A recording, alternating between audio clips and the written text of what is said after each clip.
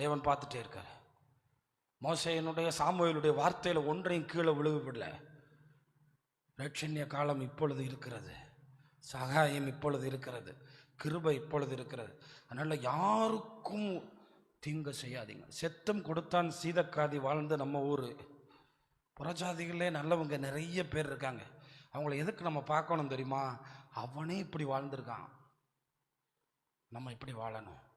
அதனால் நம்ம ஏரியாக்களில் அதிகமாக பார்த்தீங்கன்னா தீமையே பேசுவான். குடிச்சிட்டு அவன்லாம் அப்படியே போயிட்டே இருப்பான், அனாதைகளை போல போயிடுவான். வாயை திறந்தால் அவனுக்கு நன்மை செய்கிறவனையும் குப்பிளிப்பான். அந்த துன்மார்க்கேன்.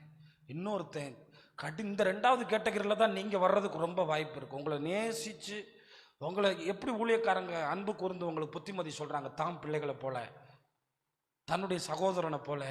அதை நீங்கள் அடிக்கடி கேட்டிங்களா? அடிக்கடி, ஆமாம் நல்லா கவனிங்க, அடிக்கடி தண்ணீரை குடிக்கிற நிலம் எந்த பிரயோஜனம் இல்லைன்னா சுட்டரித்து போடுவார். சுட்டரிக்க படுவதே அதனுடைய முடிவு.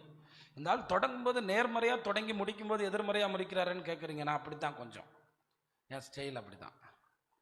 நான் எதிர்மறையாகவே பார்த்து பழகிட்டேன். எதிர்மறையாக தான் பார்ப்பேன். தாவீது இந்த பாவம் செஞ்சனால என்ன ஆச்சுன்னு அதை நான் நேர்மறையாக மாற்றுவேன்.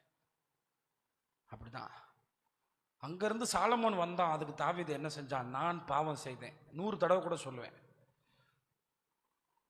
அதனால் நீங்கள் கடிந்து கொள்ளுதலை மைண்டில் வச்சுக்கிறீங்க. சில காரியங்களை நீங்கள் நிறைய மாறி இருக்கீங்க, ஆனால் கரெக்டாக 10th வரும்போது பாவத்தை அப்படியே தண்ணி மாதிரி குடிக்கிறது, ஏமாத்து வேலை காட்டுறது, அது உங்களே கெடுத்துரும். ஆண்டவர் உங்களை பார்த்து அழகாக வளர்த்து கொண்டிருக்கிறார்.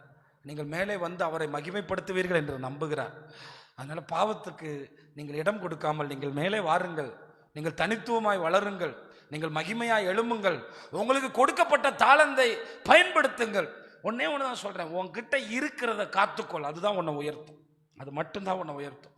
உங்ககிட்ட இருக்கிற படிப்பு, உங்ககிட்ட இருக்கிறது தான் பெஸ்ட்டு. அது ஆண்டவர் உனக்கு தான் கொடுத்துருக்கிறார். சாரி, உங்களுக்கு தான் கொடுத்துருக்கிறார். உங்களை தான் தந்து ஆசீர்வச்சிருக்கிறார். உங்களை தான் சபையில் வச்சிருக்கிறார். நம்ம நம்ம நம்ம லாஸ்ட் காரனே வச்சுக்கிறீங்களேன். நம்ம லாஸ்ட் ஒரு தாளந்து வாங்கின உடனே வச்சுக்கிறோங்க.